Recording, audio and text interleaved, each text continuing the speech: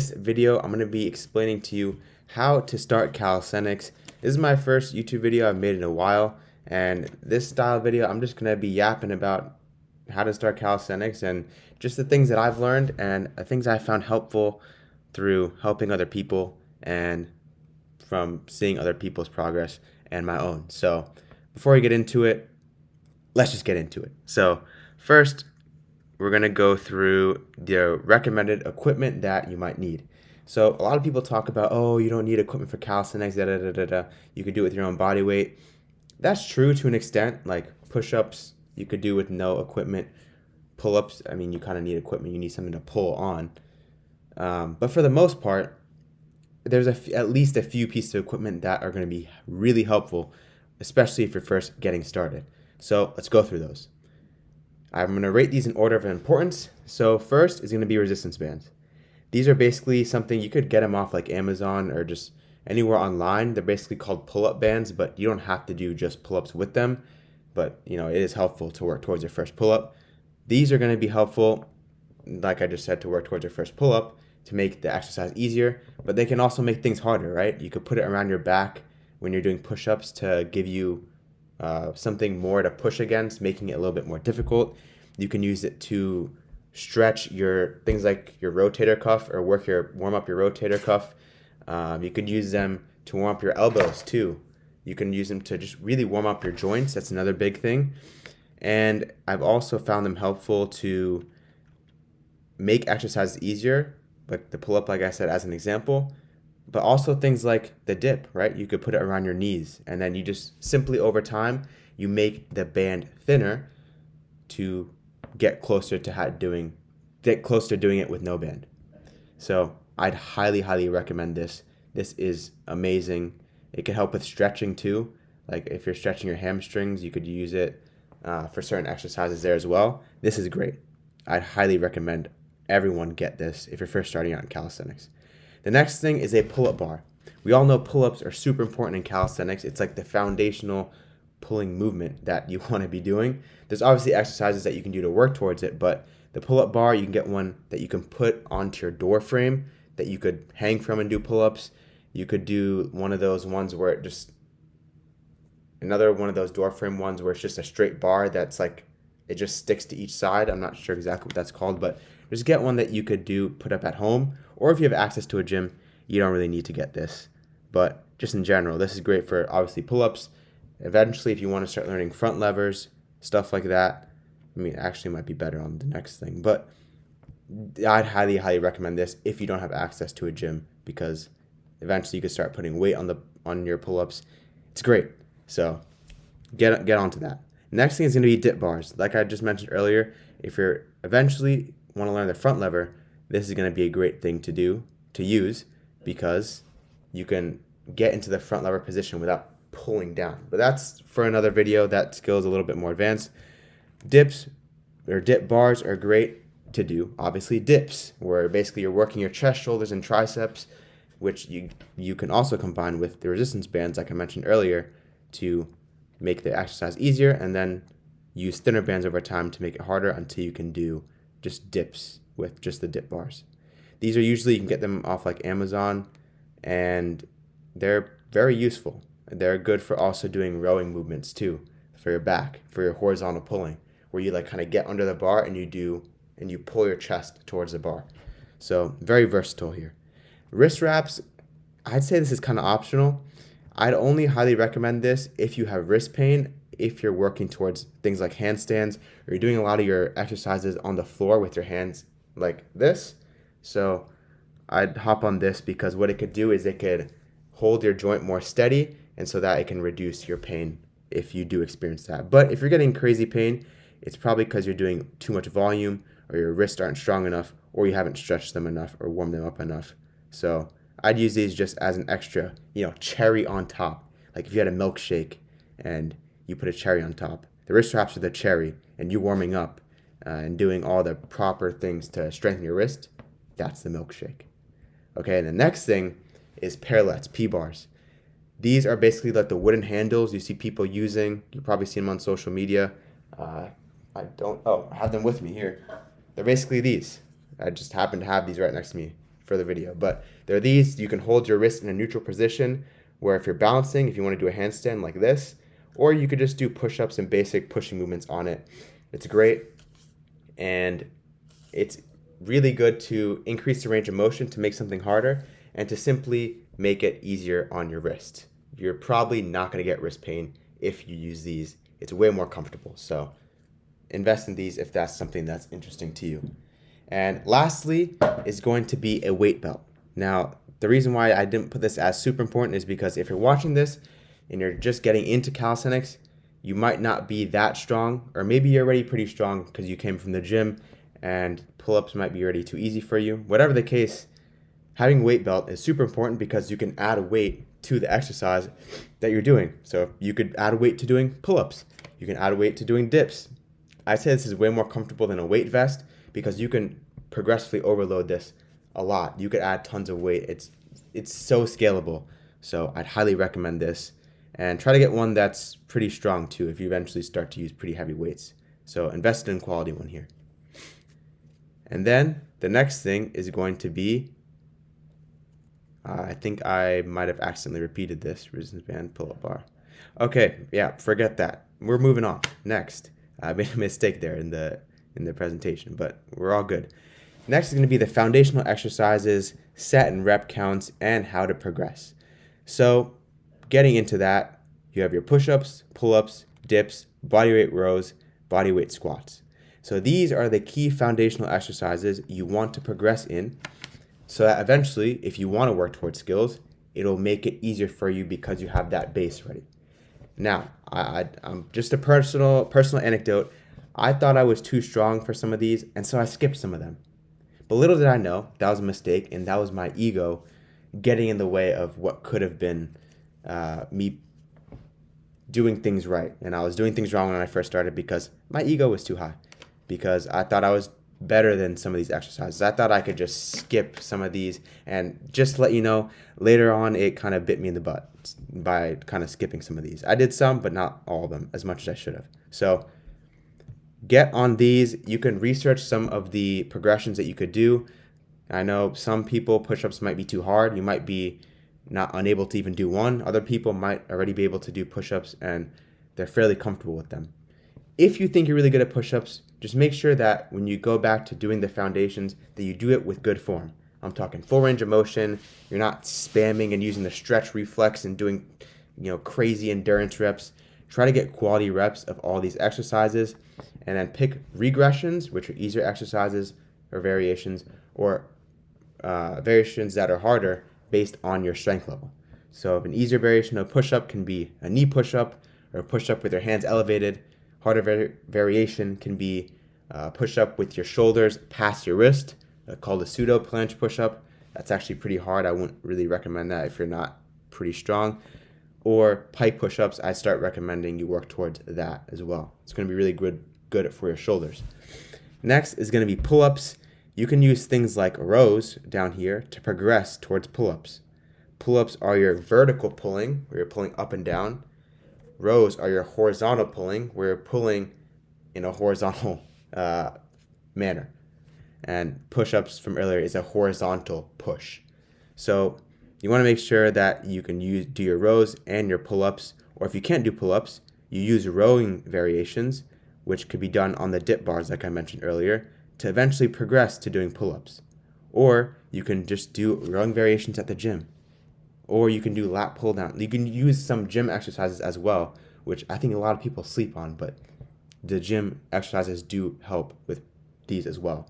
So you can do that just to build you a foundation of muscle if you're just really get into it, and then you will be able to start training the pull-ups a little bit more specifically so you can get better at it.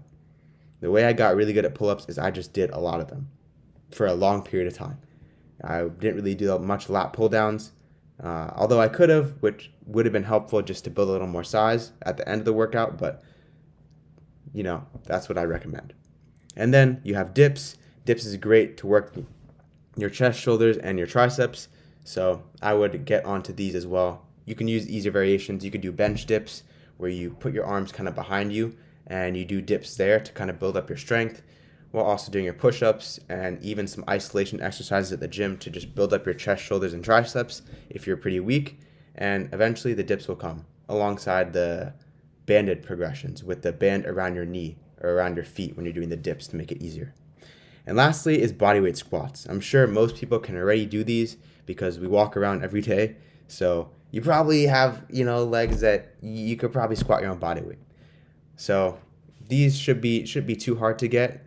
So honestly, I'd recommend just kind of adding weights.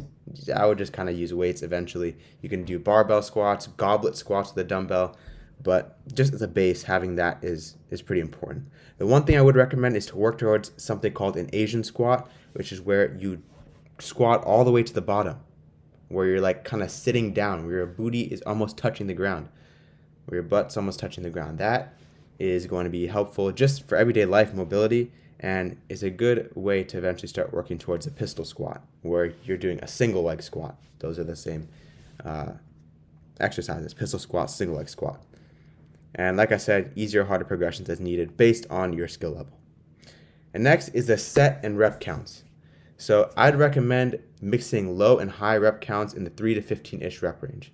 Now, I know this is a big sort of rep range right here to refer to, but what this does is the higher rep counts will allow you to get more towards muscular failure, which can help stimulate your muscles to grow.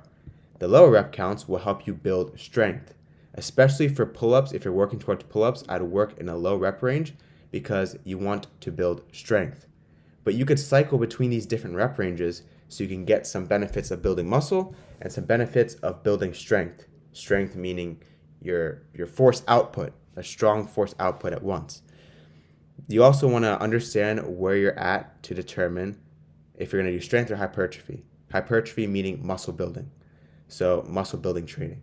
Strength usually is a low rep range where you're pushing pretty hard, but you're leaving a little bit in the tank. Hypertrophy is when you're pushing in those kind of mid to a slightly higher rep ranges where you're training mostly to failure to kind of stimulate your muscles to grow. This is when you're going to have something called DOMS, delayed onset muscle soreness, where your muscles are going to be sore after your workout. That's probably because you're doing hypertrophy.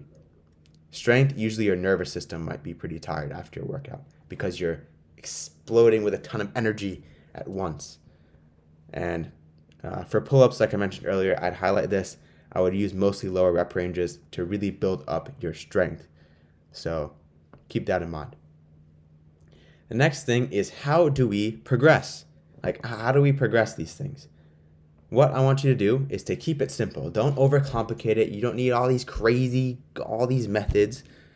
All I want you to do is simply focus on adding a rep or multiple reps to one or more of your sets throughout the workouts. That's one way to do it. You could also use harder progressions, whereas, in calisthenics, this is how we progress, using harder variations. In weights, you simply add a weight to make it harder. You could do that in calisthenics too, if you're doing like the weighted pull-ups, weighted dips, but if you're doing something like a push-up, you can add like a backpack on your back if you want, but I'd recommend moving towards a harder variation, like push-ups to pike push-ups, to then elevated pike push-ups. Or push-ups to, you can use different grips, different width grips, like you can do diamond push-ups, wide grip, depending on your goals. I've never really done like the change of the grip width because I was trying to work towards more skills, but if you're not really caring about skills much, you can try different grip widths. So, and also elevating your feet will make it harder.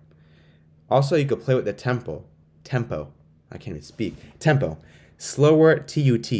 TUT means time under tension, meaning a slower time under tension, meaning I'm going slower. It's like I'm doing a push-up slow on the way down, and I mess around with how fast I'm doing reps. You can go slower or faster. And faster meaning that's going to train your explosiveness. So more time under tension, and if you're going slower, it's going to probably be a little better for muscle growth. Faster explosive is going to train that explosive strength, which is your muscle fibers responsible for that. That is also important because explosiveness is also really important, especially if you want to work towards calisthenics skills. If you want to build a little more muscle, I would do a little bit more slower reps, but you could still like push or pull pretty hard. Just control the lowering portion of it. And also, you can add weight through a weight belt or a weight vest, like I mentioned earlier. You can increase the range of motion, which is what these are also useful as well, the parallettes. Increase the range of motion, getting a deeper stretch in your muscles so you can expose them to new ranges of motion and get stronger. You could use boxes. You can use so many different things to just increase the stretch on the muscle. You could also, people don't talk about this much, is improve your form. Typically when you first start, your form's not going to be the best, and that's okay because you're not doing a crazy exercise where your risk of injury is super high. Where if your form is bad, that's a super high risk of injury. The basic exercises is less likely you're going to injure yourself if your form isn't the best, but that doesn't mean you shouldn't work towards your best form. So try to get the best form that you can, because that is super important as well, because it's going to train the right muscle groups that'll then translate to skills if that's something you want to work to. And the last thing is to manage up here. Now, what do I mean by that? What's going to happen is you might be all over YouTube saying, how do I do this? How do I do that? One person tells you to do this, the next person tells you to do that. And then before you know it, you're just confused. You don't know what to do.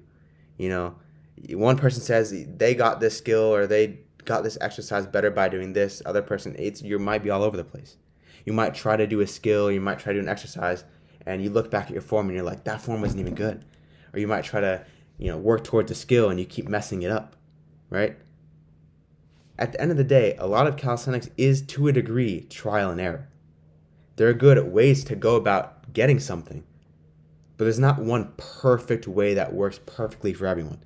So get this myth out of your head. There's just good structuring that you could do with your training that will help you progress faster. But there's not one perfect thing to do. So manage that. Get your self-talk to be better by every time you catch yourself saying, oh, I don't know if I could do this. I think I might, this might not go well. Manage that. Flip it to, hey, I'm proud of myself because I tried. And I'm getting better. And I'm looking at progress over a longer period of time. I'm getting better. So that's something to be proud of.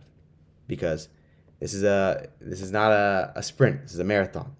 It can take some time to really get, especially the skill that you want, depending on many different factors. Some people get it faster than others. Some people get it slower than others. That's just how it is. But make sure you just do your best. Okay, that's it for this one. The next thing is skills. So if you're into calisthenics, you probably are familiar with skills. That's probably why you want to do it. Or you just want to get better at the basics, like push-ups, pull-ups, dips, squats, things like that, endurance. But whatever your goal is, you definitely, maybe if you're watching this, you probably want to unlock a skill or two. So what I would do is pick 1 to 2 skills that you want to unlock, and preferably have them come from different categories. So you have push, pull, legs, and maybe core. Try to pick a skill from a skill that's in a different category. So this can be a push skill. I mean, it's not too much, but it's kind of pushing. I would pick a push skill like a handstand, and maybe your pull skill is you want to eventually work towards a tuck front lever or a muscle up. I should put muscle up on here too. Pretend I put muscle up. Maybe you want to learn a handstand and a muscle up. That's what I wanted to learn. When I first started, I wanted a handstand push up and a muscle up, but handstand push up was kind of far for me. So I decided to get the handstand first. So I was working towards the handstand and the muscle up first. But pick any one of these that you want to work to. I recommend, honestly, you learn all of these. These are, I'd say, pretty important. Frog stand and handstand's very important. I would say the L-sit is also very important. Helps with core compression and your core strength. Hollow body holds, very important for teaching body positioning. That'll translate to other skills. The dead hang is great for your shoulders, decompressing your spine, your grip strength, all that good stuff. It's not really a skill, but it's something that's really important to get better at. These are kind of optional. I touched on the deep squat earlier. I'd recommend that just for everyday life. I think it's helpful to be able to sit with your butt like really close to the ground. And also the elbow lever, that one's kind of just for show, I think. It's not that useful, honestly. I wouldn't recommend you really learn this unless you just think it's cool. Then hey, go for it. I'm not telling you what to do. That's all you, if you want to do that. And the tuck lever variations, this is things like tuck front levers or tuck planches. Tuck planche is actually a little bit more difficult than these. I probably would hold off on that. but the tuck front lever is something you can definitely start getting into, especially if your pull-ups are pretty good as well. So in general, just pick a skill from different pick a skill or 1 to 2 skills that aren't from the same category, and you'll be good. And make sure they're not too difficult, and try to work towards and make sure you have at least these first 4. And that's basically it with this. Next is going to be injury prevention. So the last thing you want to do is obviously get injured, because if you're injured, you can't do calisthenics anymore. It's going to be way harder. You're going to have to rest and take time off. You're going to lose your progress. It's kind of the last thing you want. So here's some protocols that you can use to help prevent that. Now, this is not as likely to happen, especially if you're new to calisthenics, because the exercises aren't super intense. You're not stretching your tendons like crazy. It's not, insane. But, it's still important to know. So first thing, sleep well. Okay, go on Google, look up how much time sleep is needed for your specific age and your gender, and do your best to get that amount of sleep.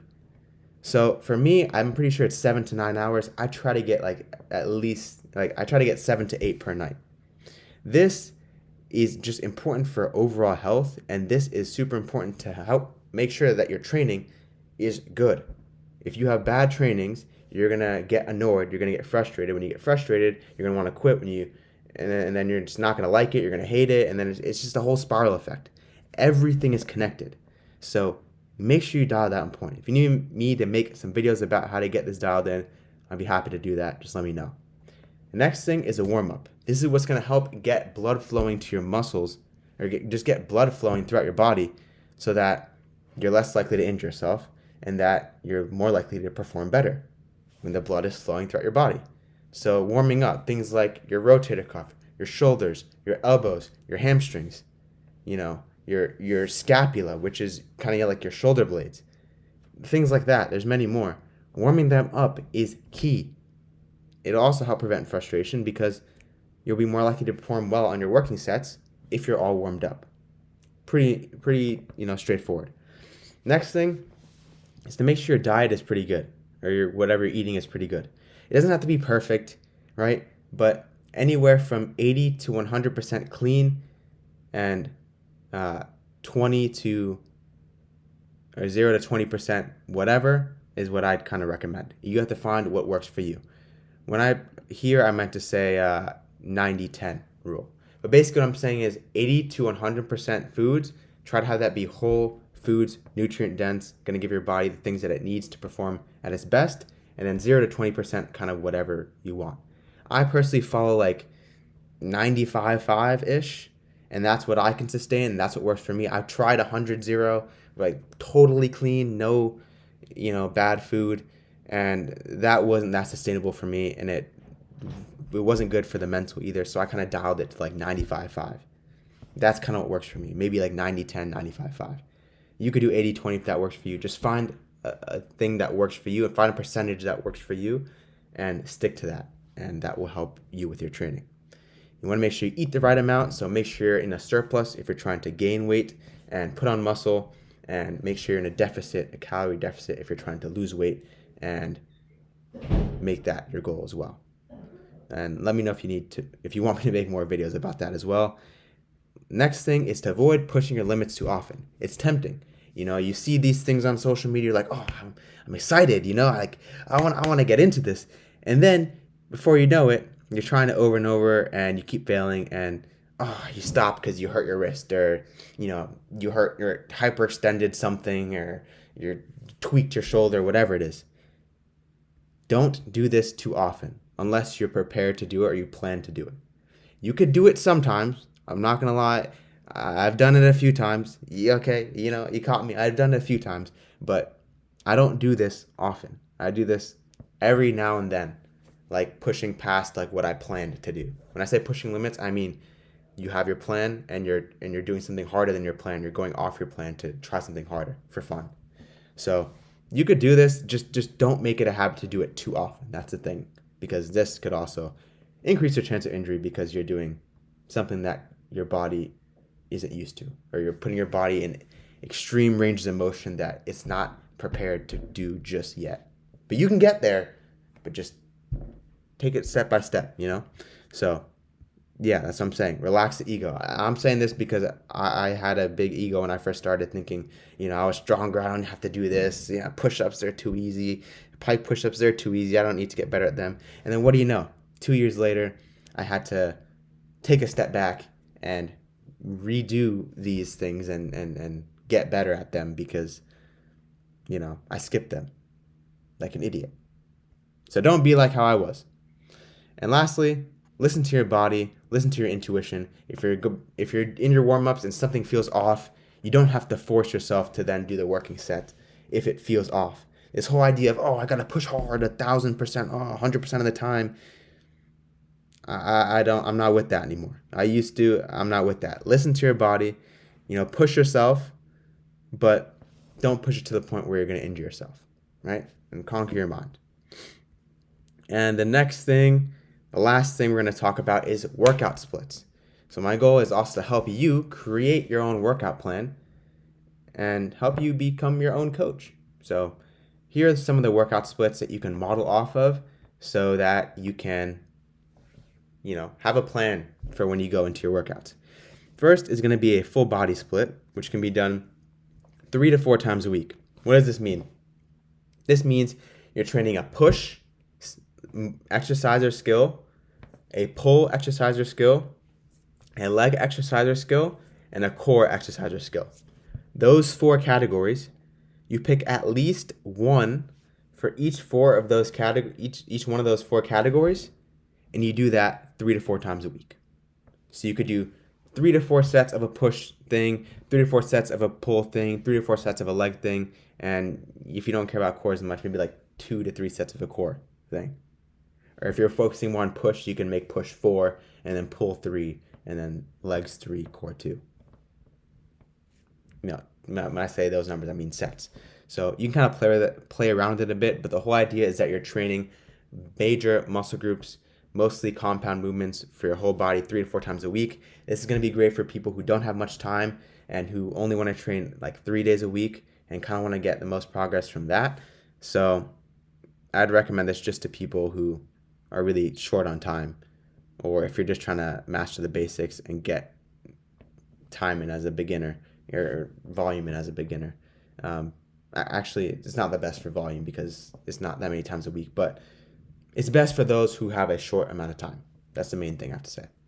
Push-pull, or you can modify it for legs as needed, can be done 4 to 5 times a week, meaning you have push, pull.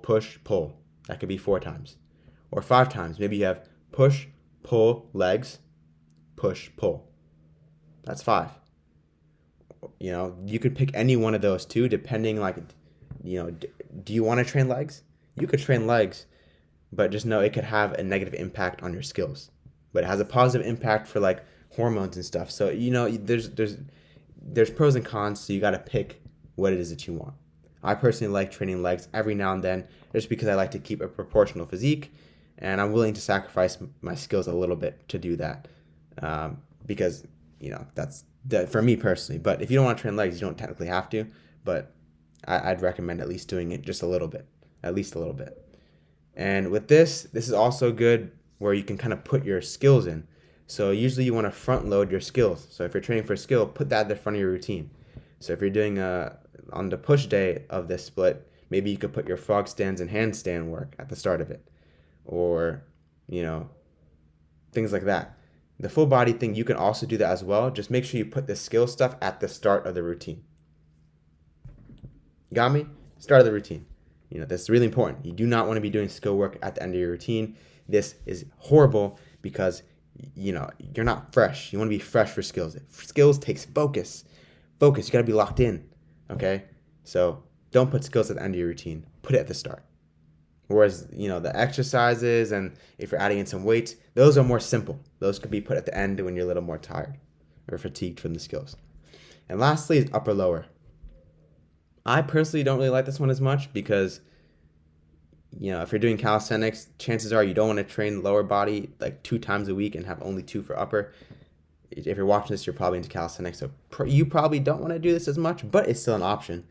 And let's say you care about legs a good bit more. This is where I'd kind of recommend it. So if you're going to do 3 times a week here, you could do upper, lower, upper, or you could do lower, upper, lower. If you really care about legs, I guess you could do that one. Or you could just, if you're doing 4 times a week, you could do upper, lower, lower. And then put rest days in between some of them. Simple. So that's kind of how you could structure it. And then obviously you modify this as needed based on the skills you're working to. And, you make little changes as you progress throughout the weeks. There you go. And in terms of how to structure workouts, this is huge too. Like I said, I have an extra thing here. I don't know. Oh, this is okay. In terms of structuring your workouts, you want to start off with warming up, or something called dynamic stretching. Dynamic stretching isn't where you're holding a stretch. You're just moving throughout the stretch. This is better to do at the start of your workout, where you can kind of prime your muscles to feel loose and feel like they're ready to go. I like to do this for my hamstrings, and that's a big one I like to do, especially before handstands. And that's kind of what I do there. And for the warm-up, that's where you can, stretch things like your wrists, maybe your shoulders. Maybe you're doing some dead hangs. Maybe you're doing some internal, external rotation with a band. Maybe you're doing some of these with a band where you attach it to a thing and bring it around and over here. Maybe you're doing shoulder circles. So many different things you could do with your warm-up. That's just a few. And this is super important. I'd spend maybe 3 to 5 minutes on this. You don't have to spend super long on it, just depending on how you're feeling. You don't have to make this so strict in terms of your set and rep count. Just, this is kind of where you use your intuition a bit. Once it's feeling warmed up and it's feeling good, then that's when you can kind of stop it. Simple, simple. Next is going to be skill work. This is what I was talking about earlier about putting skill work at the start of your routine. Putting skill work at the start of your routine is going to help you do the skill at your best, at your peak, because you're fresh. You warm up, and then you do your skill work. There you go. And then after the skill work, you're going to do easier variations of that skill that aren't as mentally, it's not as mentally taxing, I guess. So maybe after handstands, you're doing pike push-ups for your push, or maybe you're doing wide grip push-ups, or whatever push-up variation you want to do. Or maybe you're adding in some weights. That's an option too after your skill. So weights complements calisthenics pretty well if you do it properly. And, that's where you can work on your hypertrophy. You're building your muscles, or you can work on your strength, which is getting that force output, or you can work on your endurance, which is just increasing your reps. You can do any one of those 3 with variations of the exercises that you can do with pretty good form. There you go. And then you keep doing that, and then you can also eventually work on isolation at the end as well, if that's kind of a weak point for you. So let's say your arms are small and that's a limiting factor for you getting a skill, which is kind of one of my issues I had. You can throw in some isolation, throw in some tricep extensions, on the floor, some bodyweight tricep extensions, or you can throw in, cable tricep extensions at a machine at the gym if you have access to that. I personally love doing that. I think weights is pretty good for isolation. I like doing that. Or you could use calisthenics. You can take rings, like gymnastic rings, and you could do curls on them. And you could change the height, the angle at which your body is at to change the difficulty. There's so many things you could do. And this is why I like mixing calisthenics and weights, because there's so many options that you could do, and it keeps things fun. It keeps things fun so that eventually you don't get burnt out and you're going to be chilling. So that's basically it. So make sure you like the video and comment below any questions you have or anything you want me to make a video on in the future, because I want to know what you guys are struggling with so I can help you out. So yeah, that's basically it. And if you do need more one-on-one help with this, make sure you click the link below and I'll see if we're a good fit to work together. So have a good one, guys. Peace.